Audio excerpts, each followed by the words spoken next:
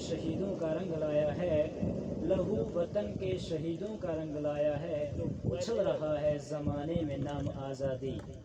आज इस आज़ादी के मौके पे मैं अपने तमाम सामीन किराम को आज़ादी की बहुत बहुत मुबारक देता हूँ। आज हम इस आज़ादी के दिन का आगाज़ झंडा लहराने से करेंगे, जो कि हमारे स्कूल के हेडमास्टर साहब झंडा लहराएंगे। तो मैं उन्हें दावत देता हूँ कि वो आके झंडा लहराएं।